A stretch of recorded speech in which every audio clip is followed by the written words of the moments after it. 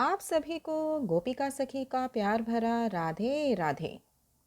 दोस्तों, आज मैं एक नई कहानी आपके सामने लेकर आई हूँ जिसका शीर्षक है संस्कार।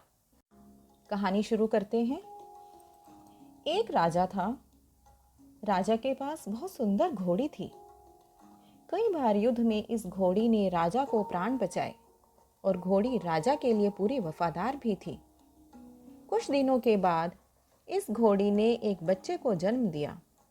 बच्चा काना पैदा हुआ, पर शरीर से वह बहुत ही हृष्ट पुष्ट व सुडौल था। बच्चा बड़ा हुआ। बच्चे ने माँ से पूछा, माँ, मैं बहुत बलवान हूँ पर काना हूँ, यह कैसे हो गया? इस पर घोड़ी बोली, बेटा, जब मैं गर्भवती थी तब राजा ने मेरे ऊपर सवारी करते समय मुझे एक कोड़ा मार दिया, जिसके कारण तू काना हो गया। यह बात सुनकर बच्चे को राजा पर गुस्सा आया और माँ से बोला, माँ, मैं इसका बदला लूंगा। माँ ने कहा, राजा ने हमारा पालन पोषण किया है। तू जो स्वस्थ है, सुंदर है, उसी के पोषण से तो है। यदि राजा को एक बार गुस्सा आ गया तो इसका अर्थ यह नहीं कि हम उसे क्षति पहुंचाएं। मगर उस बच्चे के समझ में कुछ नहीं आया।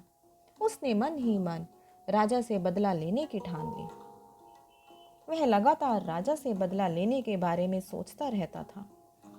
एक दिन यह मौका घोड़े को मिल गया। राजा उसे युद्ध पर ले गया। युद्ध लड़ते लड़ते राजा एक जगह घायल हो गया। घोड़े के पास राजा को युद्ध के मैदान में छोड़कर भाग निकलने का पूरा मौका था। यदि वह ऐसा करता तो राजा या तो पकड़ा जाता या दुश्मनों के हाथों मार दिया जाता।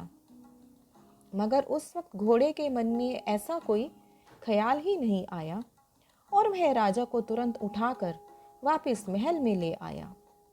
इस पर घोड़े को बहुत ताज्जुब हुआ तो उसने अपनी माँ से पूछा, माँ, आज राजा से बदला लेने का अच्छा मौका था, पर युद्ध के मैदान में बदला लेने का ख्याल ही नहीं आया और ना ही राजा से मैं बदला ले पाया।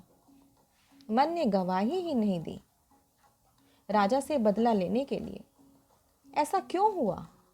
इस पर घोड़ी हंसकर बोली, बेटा, तेरे खून में और तेरे संस्कार में धोखा है ही नहीं। तू जानबूझकर तो धोखा दे ही नहीं सकता। तुझसे नमक हरामी हो ही नहीं सकती, क्योंकि तेरी नस्ल में तेरी माँ का ही तो अंश है। मेरे संस्कार और सीख को तू कैसे जुठला सकता था? वाकई यह सत्य है कि जैसे हमारे संस्कार होते हैं वैसे ही हमारे मन का व्यवहार होता है। हमारे पारिवारिक संस्कार अवचेतन मस्तिष्क में गहरे बैठ जाते हैं।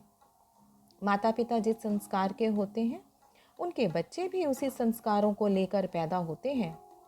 हमारे कर्म ही संस्कार बनते हैं और संस्कार ही प्रारब्धों का रूप लेते हैं।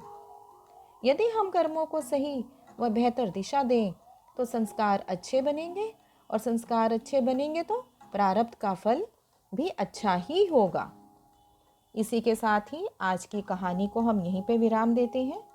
आप सब लोग सदैव प्रसन्न रहिए और प्रभु की कृपा में हमेशा शुक्रिया अदा करते रहें कि उसने जो आपको दिया है वह पर्याप्त है। आप सबको एक बार फिर से प्यार भरा राधे राधे।